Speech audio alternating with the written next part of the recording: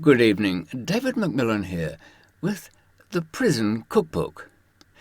Yes, it comes from an idea I had a few years ago of travelling around the world's, troubled regions and finding out how they get by under tough conditions. You can imagine last week cooking in the Gaza Strip would have been a challenge, but I bet the food was actually all right. Anyway, lots of grills. As you might know, I've been in prisons from the supermaxes to they call them hellholes, but really the messier places in the world. And one of the things you ask yourself when you go in there is, how the hell am I going to eat? And eat well. That second part I always insist on. Sure, I've always said that getting your own cell, your own room, is prime. Indeed it is. But we can't ignore the fact that food is a real issue there. This could be called, from breadcrumbs to Hilton Stilton. And yet it was in the Western world that I was forced to use breadcrumbs to survive. Oh, it's not quite as awful as it sounds. They're not far off it. One of the things in the Supermax, this was in Melbourne, Australia, it had all the usual stuff with limitations, 2-inch thick, they used to call it bullet-resistant glass, but I'd say it'd be bulletproof in most cases.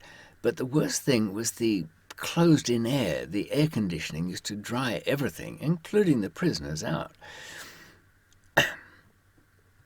The food in that Supermax, and probably most of them, the evening meal would have been prepared at about 12 o'clock, put into bain-maries or transportable trolleys of some kind, and moved around until about 2, sitting on the prison wings and sections till about 4, and then given out. Now, it was already a wreck.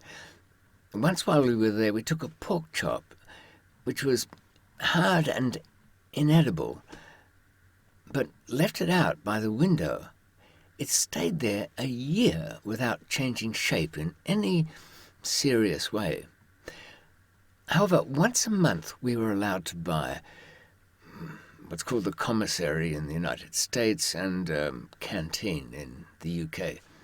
We were allowed to buy some special items, eggs, cartons of milk, but no flour.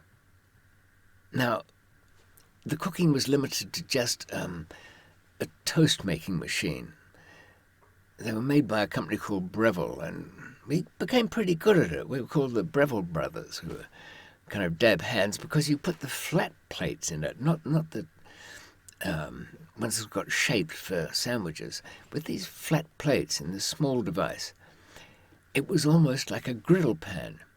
So to make pancakes, this was the trick. You had the milk, you had the eggs, you could get some sugar from someplace. I think they gave that out in tiny quantities. But the flour was made from dried bread. Stack it up. It really only took a few days in that place, and it was absolutely desiccated solid. You take 2 pieces of it, having cut the crusts off before you began, and rub them together over a newspaper. This takes, quite a long time, perhaps several hours, to get any quantity of something that resembles flour. And then you can make your pancake. That all sounds quite pathetic, and it really was. There was no great solution to the food crisis inside Supermax. In fact, here's a bit of something. Now, people who were transferred from Asian prisons, where all the arrangements for food you make yourself and you pay for it, what do the locals call it? Government food was not great. Chicken claws, fish head soup, brown rice with weevils in it. And I know you're going to say the weevils were extra protein. I could live without that. Many prisoners who transferred back to their home countries from Asian prisons actually missed the food that they had in Asia. And that's because, in a way, it was relatively fresh. You had to buy from the market. There wasn't refrigeration. You paid your money and the guard sent his boy out to get it. And it wasn't the greatest quality, but it was all yours to play with. And somebody was the cook, and there were some good prison cooks in Asia. There was a guy, he was Chinese. He used to do incredibly crisp little prawns in a wok. He had gas canisters as well. This kind of passed the time there too. So you can imagine somebody who's kind of conquered the food problem ends up repatriated to a Western prison and has lost control of all that food, absolutely trapped into receiving whatever's handed out, like some child, not even a very enterprising child at that. In Western prisons, of course, there are ways of getting good food without elaborate smuggling techniques, simply by working in the kitchen. Now, there are some exceptions to this because a lot of the food system is very controlled by the suppliers these days. But certainly in very big institutions, there is a little bit of flexibility. And if the place has its own bakery, well, that's something. I worked in a place once that it was a bakery attached to the kitchen. Now, that was better than being in the kitchen proper itself.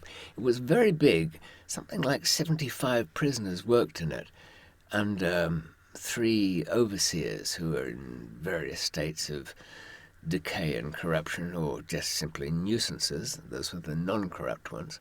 So in the big kitchens, the pickings were very good. In fact, again, I say this wouldn't happen anymore, but if I go back 20, 25 years, there was a kind of butchery section within the prison kitchen. Yes, complete carcasses came in. I think they even tried some kind of a training course, but some of the guys were pretty good with a knife anyway. Of course, in Melbourne's big old Pentridge prison, when the butcher section was still working, we used to, cut the fillets straight out, but of course you're not allowed to take them back to your section or wing, but we did anyway. I remember going back with a substitute spine of a complete roll of fillet steak. Kind of risky. If I got caught, I'd lose my job, but there were ways, despite the searching. But there's a trap. The job is usually quite long hours and messy and actually quite hard work in the kitchens. And do you want that in your leisure time in a prison? Well, I'm sure it makes your time go more quickly. There's lots of things you could say in that direction. Perhaps you've got other things to do. Whereas my job there in the bakery was slightly better. It wasn't so restricted, not many orders. We had buns to make and loaves of bread, and of course we had yeast, which has its own rewards. But I particularly liked the huge ovens there. They had massive roasts in there, extraordinary things. I do recall one afternoon there, I'd set aside a particularly good piece of beef and roasted it. And when there was a bit of a break in the afternoon, I decided to take it out of the oven and carve it up. It smelt so good, though, but it was too hot. We had oven mitts made out of cut up and re-sewed flour bags, sacks, made of hessian in those days. It was just possible to get the large tray out of the oven, but I had to drop it onto the ground because it was just too hot to carry. There was nobody around, so all this didn't matter. They were all off doing whatever they do at lunchtime, sleeping. So I took the piece of beef and pushed it around the tray, but damn well too hot. I was going to put it aside, but I just wanted to taste, you understand? I hadn't had a good roast beef for a long, long time.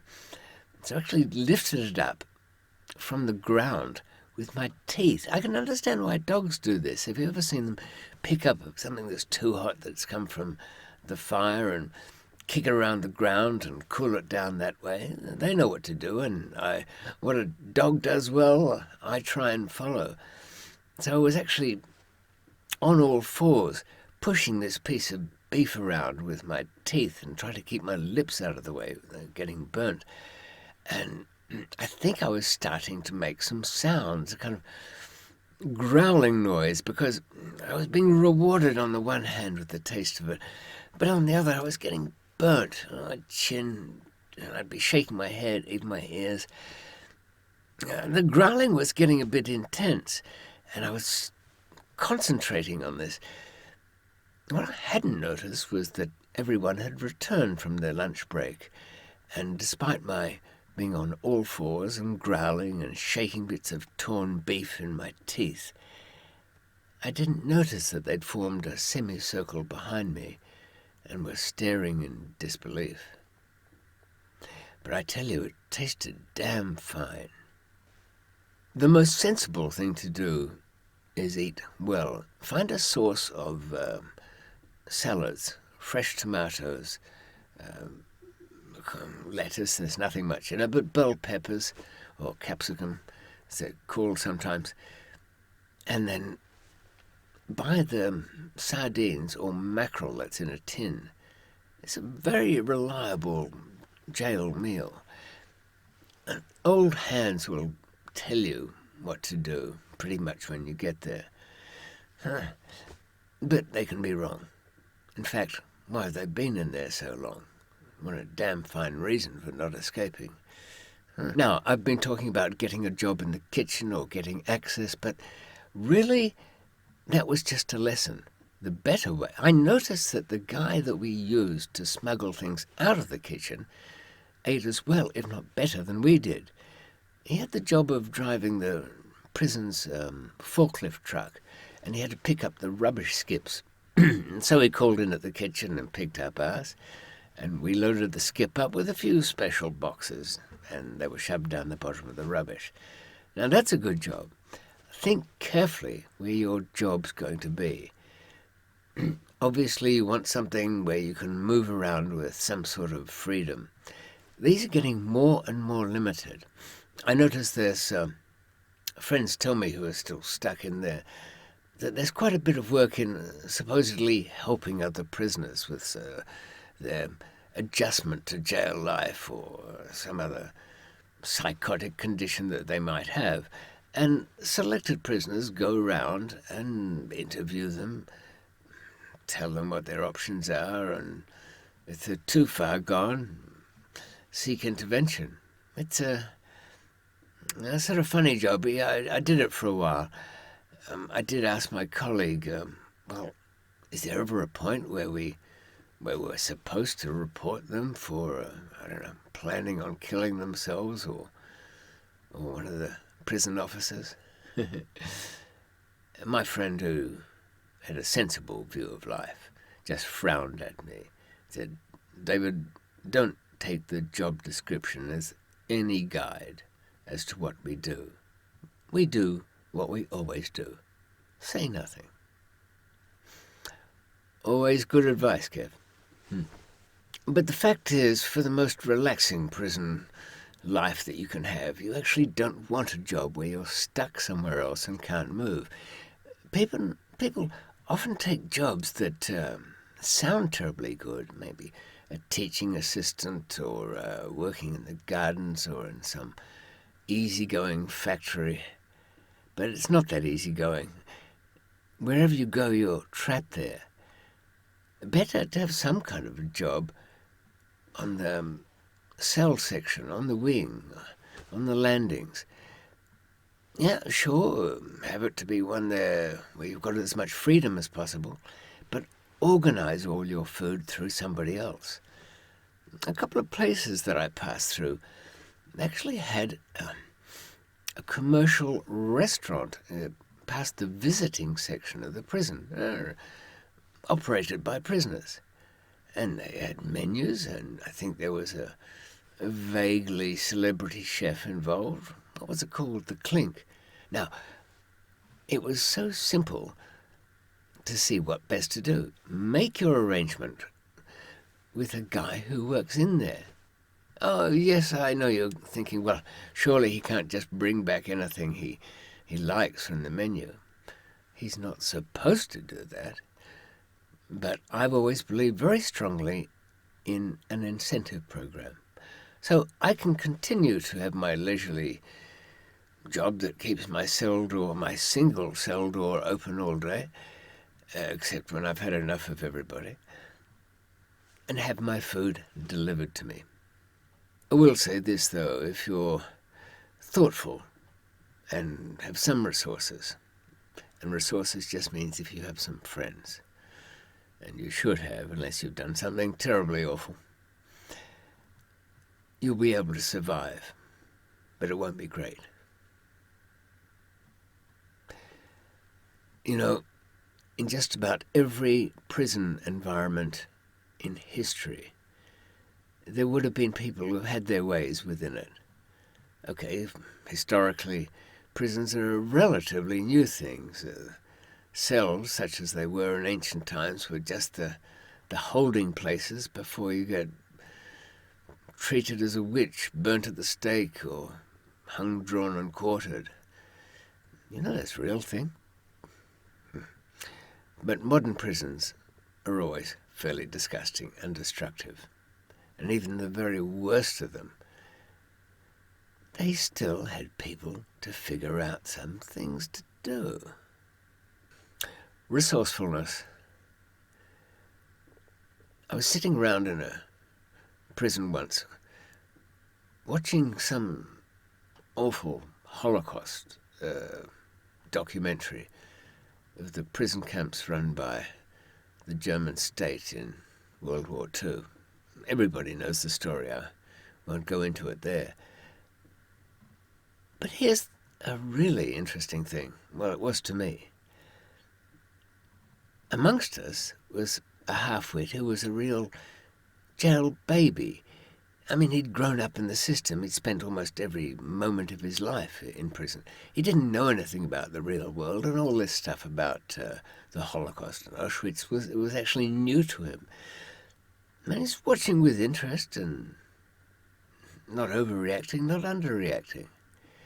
But he took it from the perspective of somebody who's always been in institutions. And of that, he knew plenty.